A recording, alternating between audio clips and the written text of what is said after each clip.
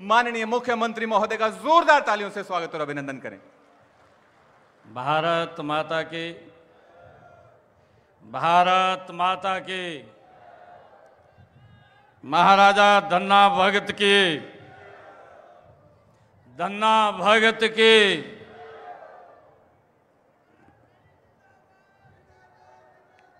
आज हमारे लिए ये बहुत ही गौरव का दिन है। श्री धन्ना भगत जी की जयंती के अवसर पर इतनी भारी संख्या में हम एकत्र हुए हैं। आज इस मौके पर हरियाणा प्रदेश के भारतीय जनता पार्टी के माननीय अध्यक्ष मोहनलाल कौशिक जी, आज के इस कार्यक्रम के इस समारोह के संयोजक राज्यसभा के सांसद सुभाष बराड़ा जी, हरियाणा विधानसभा में deputy speaker doctor Krishan Middha ji, Haryana सरकार में कैबिनेट मंत्री महिपाल डांडा जी, कृष्ण कुमार बेदी जी, कृष्ण लाल पंवार जी, श्याम सिंह राणा जी, भारतीय जनता पार्टी के राष्ट्रीय सचिव ओम प्रकाश धनखड़ जी, हरियाणा सरकार में पूर्व में मंत्री वरिष्ठ नेता कैप्टन अभिमन्यु जी, हमारे भिवानी महेंद्रगढ़ लोकसभा के सांसद धर्मवीर सिंह जी और हमारे उचाना के माननीय विधायक देवेंद्र अत्री जी,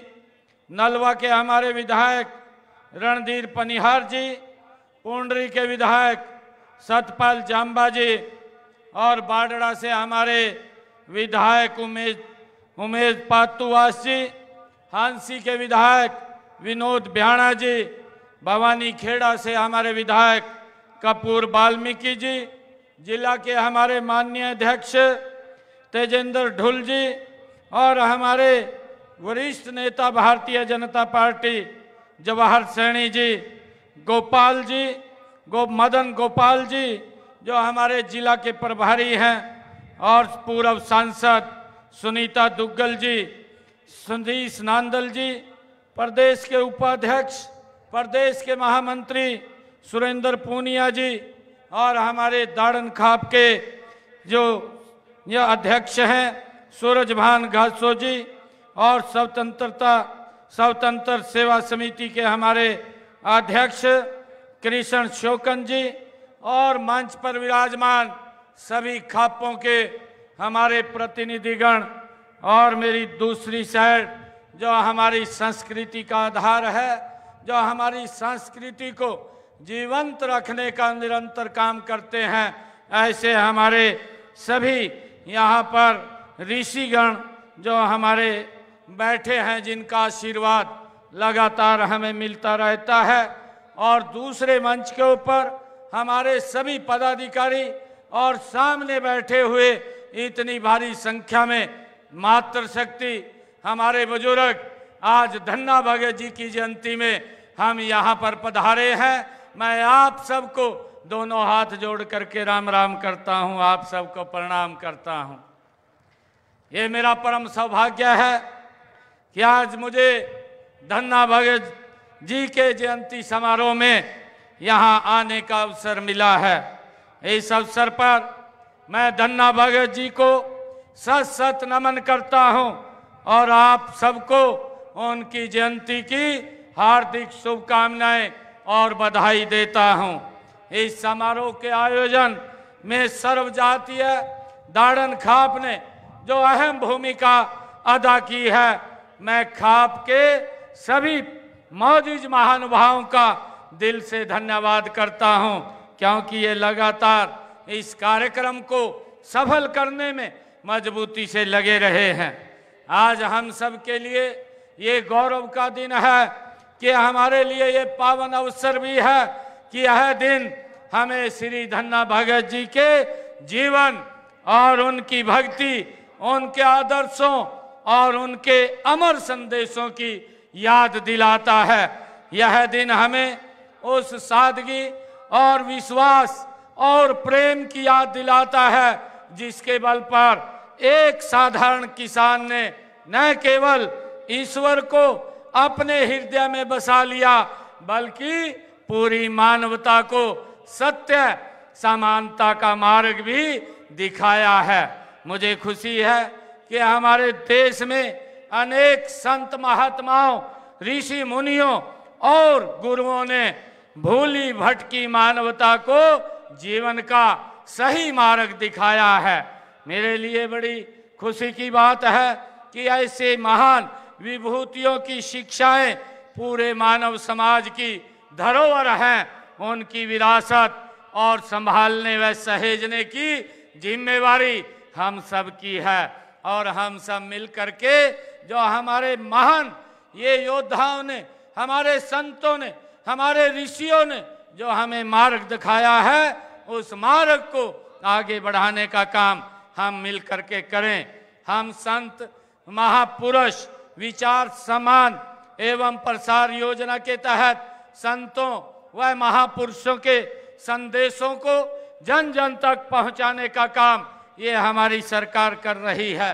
मुझे खुशी है कि हम भगवान परशुराम जी, ज्योतिबा फूले जी, संत कबीरदास जी, महर्षि वाल्मीकि जी, महर्षि कश्यप जी, गुरु रविदास जी और डॉक्टर भीमराव अंबेडकर जी जैसे अनेक संत महापुरुषों की जयंतियों को राज्य स्तर के ऊपर मनाने का आज हमें अवसर मिल रहा है। उसी कड़ी में मैं आज का ये जयंती समारोह आयोजित किया जा रहा है। मैं श्री धन्ना भगत जी उन महान संतों के में अग्रणी थे जिन्होंने अपनी शिक्षाओं के माध्यम से समाज में व्याप्त बुराइयों को दूर करने में महत्वपूर्ण भूमिका अदा की थी। मैं धन्ना भगत जी के आज इस जयंती समारोह के ऊपर उनको कोटि कोटि प्रणाम करता हूं, उनको नमन करता हूं। मित्रों, मुझे खुशी है कि धन्ना भगत जी का जन्म 1415 ईस्वी में राजस्थान के धुआं गांव में एक साधारण किसान परिवार में हुआ था, लेकिन उनकी शिक्षाएं आज भी प्रासंगिक है। उनका व्यक्तित्व पूर्णिमा के चंद्रमा की तरह शीतल और उज्जवल था। श्री धन्ना भगत जी विख्यात संत की रामानंदाचार्य जी के शिष्य थे।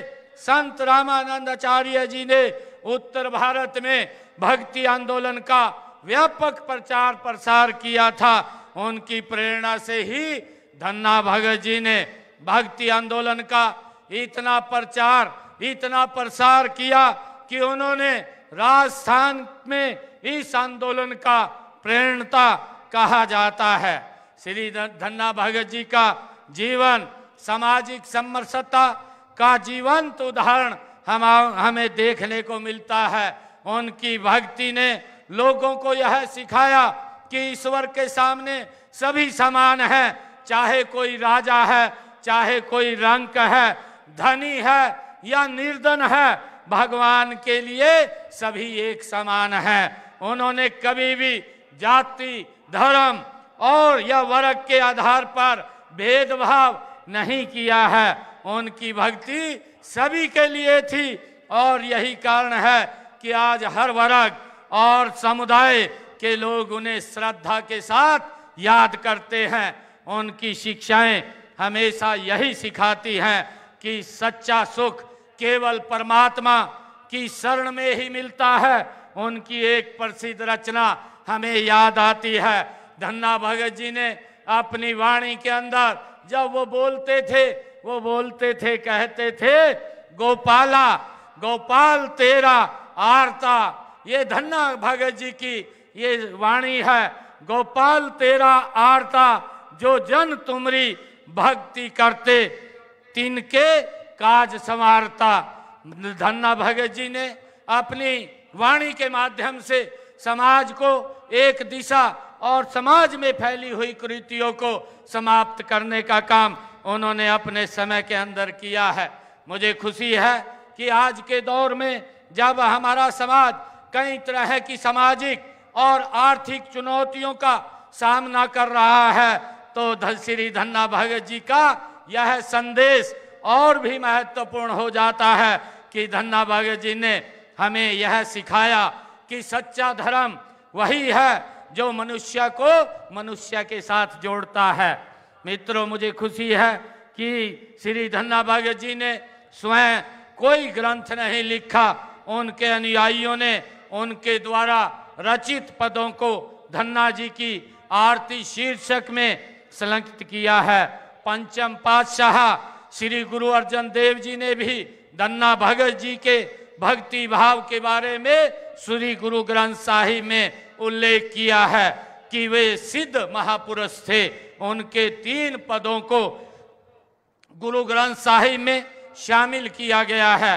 श्री धन्ना भगत जी के नाम से देश भर में अनेक संस्थाएं हैं जो नई पीढ़ी को उनकी भक्ति व शिक्षाओं को अपनाने के लिए लगातार प्रेरित वो करती रहती हैं। हमें गर्व है कि उनके नाम पर हरियाणा में धर्म क्षेत्र कुरुक्षेत्र में श्री धन्ना भगत पब्लिक स्कूल स्थापित है। हम श्री धन्ना भगत जी की शिक्षाओं के अनुरूप हरियाणा एक हरियाणवी एक के भाव से सबके कल्याण व उत्थान का कार्य कर रहे हैं।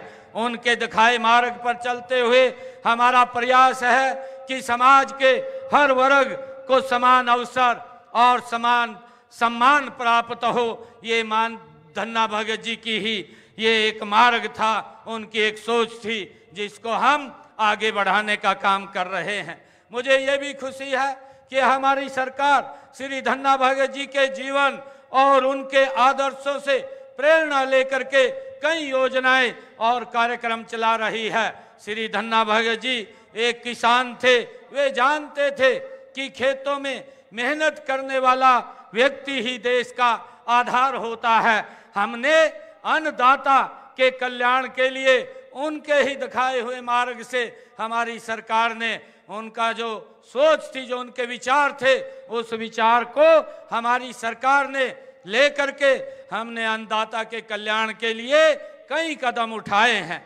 हमने किसान हित में अभी विधानसभा के सत्र में जो नकली बीज व कीटनाशकों को पर रोक लगाने के लिए कानून हमने बनाया है। हमने अंग्रेजों के जमाने से जो हमारे किसानों के ऊपर अभियाना लगता था, उस अभियान को भी जड़ से समाप्त किया है और 133 करोड़ रुपए का अभियाना किसानों के ऊपर था, उसको भी समाप्त करने का काम वो हमारी सरकार ने किया है।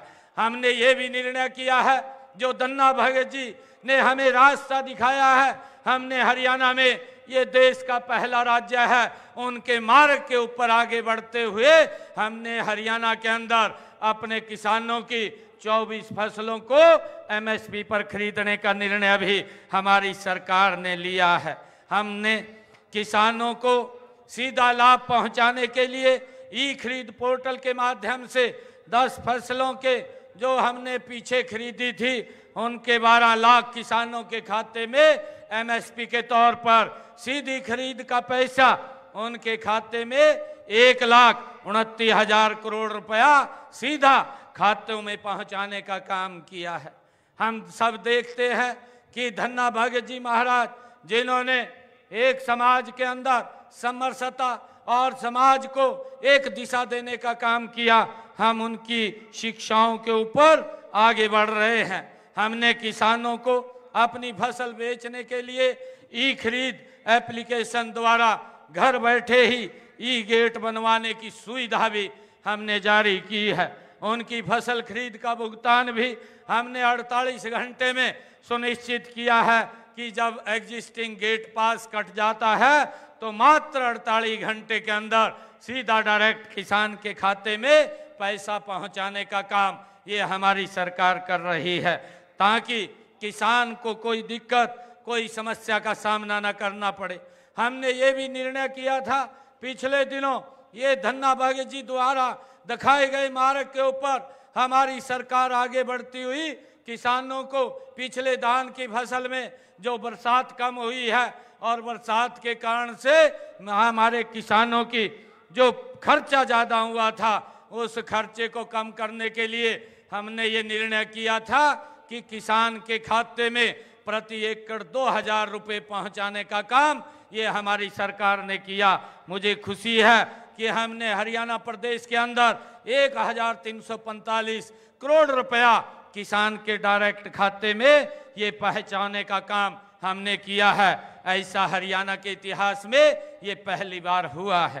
प्रधानमंत्री किसान सम्मान निधि हो योजनाओं के तहत हरियाणा के लगभग 20 लाख किसानों के खाते में 6563 करोड़ रुपए की राशि वो भी पहुंचाने का काम देश के यशस्वी प्रधानमंत्री नरेंद्र मोदी जी हर 4 महीने के बाद कहीं ना कहीं से वो सीधा डायरेक्ट किसान के खाते में पहुंचाने का काम करते हैं। मुझे ये भी खुशी है जब हम ऐसे महान संत, ऐसे महान ऋषि की जयंती के अवसर के ऊपर एकत्र हुए हैं, जो उन्होंने हमें मार्ग दिखाया है, उस मार्ग के ऊपर आगे बढ़ते हुए हमने ये निर्णय किया था पिछले 10 वर्षों में हमारी सरकार ने कि अगर मेरे किसान की फसल का खराबा होता है तो उस खराबे का पैसा भी किसान के डायरेक्ट खाते के अंदर पहुंचाने का काम हमारी सरकार करती है। मुझे ये खुशी है बताते हुए पिछले 10 वर्षों में 14,777 करोड़ रुपया किसान की फसल के खराबे का पैसा पहुंचाने का काम हमने किया है, ताकि किसानों को उनकी फसल के खराबे के बाद कोई दिक्कत समस्या ना आए। हमने ये भी निर्णय किया पिछले दिनों जो खेतों में से हाई टेंशन तारें जो निकलती है, लाइन निकलती है, उसकी मुआवजा नीति भी हमने बनाई है और इसमें टावर एरिया की जमीन के लेकर के मार्केट रेट के 200% व लाइन के नीचे की भूमि के हमने मार्केट रेट के 30% मुआवजा का प्रावधान भी हमने इसके अंदर किया है। हमने किसानों को मजबूत करने के लिए किसानों के हित में जो कदम उठाए हैं हमने पिछले दिनों, ताकि वो लिटिगेशन की समस्या से बाहर हो, क्योंकि ये सोच अगर किसी की थी, ये महाराज धन्ना भगत जी की ऐसी सोच थी कि हर व्यक्ति सुखी और संपन्न खुशहाल हो, उसको किसी प्रकार की समस्याओं का सामना न करना पड़ा। यही एक मार्ग उन्होंने हमें दिया था। हमने निर्णय किया पिछले दिनों हमारी सरकार ने ये निर्णय किया कि जो किसान, जो पट्टेदार किसान थे, लंबे समय से काश्त कर रहे थे, मालिकाना हक नहीं था, हमने सरकार और पट्टेदार किसानों के बीच में एक विश्वास की बहाल किया है और अपने भू मालिकों और काश्तकारों के बीच में जो जमीन के कब्जे, मुआवजे आदि को लेकर के विवाद होते थे, उन विवादों के लिए हमने कृषि पट्टा एक्ट लागू करके उनको मालिकाना हक देने का काम, उन विवादों को भी खत्म करने का काम ये हमने किया है। हमने पिछले जो 20 वर्षों से जो ऐसे पट्टेदार किसान थे जो काबिज थे और वो काश्त करते थे, उनको हमने 2004 का कलेक्टर रेट लेकर के मालिकाना हक देने का निर्णय किया है। हमने ये भी निर्णय किया है कि गांव के अंदर जो हमारे लोग जो पंचायत भूमि के ऊपर मकान बना हुआ था और वो भी लिटिगेशन के अंदर फंसे रहते थे, उसका भी समाधान हमने निकाला है। हमने ऐसे लोगों को 500 वर्ग गज का प्लाट दे करके 2004 का कलेक्टर रेट उनसे लेकर के उनको भी मालिकाना हक देने का काम ये हमारी सरकार ने किया है। आदरणीय धन्ना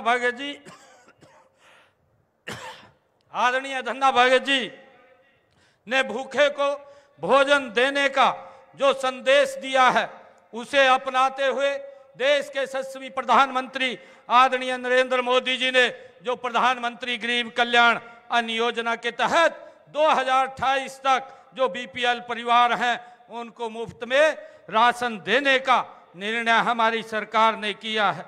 मुझे ये भी खुशी है कि आदरणीय धन्ना भगत जी ने जो जीव की हत्या न करने और नशा न करने का भी उन्होंने उपदेश दिया था, इसी दिशा में हमारी सरकार ने हरियाणा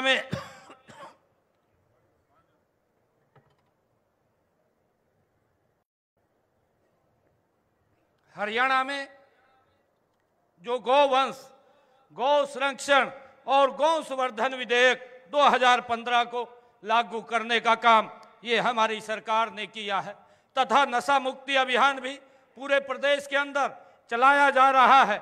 इस अभियान के तहत मैं लोगों को जागरूक करने के लिए प्रदेश के अंदर एक साइक्लोथॉन यात्रा का भी आयोजन किया जा रहा है। मेरा आप सभी से अनुरोध है कि आप नशे के खिलाफ जन जागरण के इन कामों में अपना हाथ बटाएं।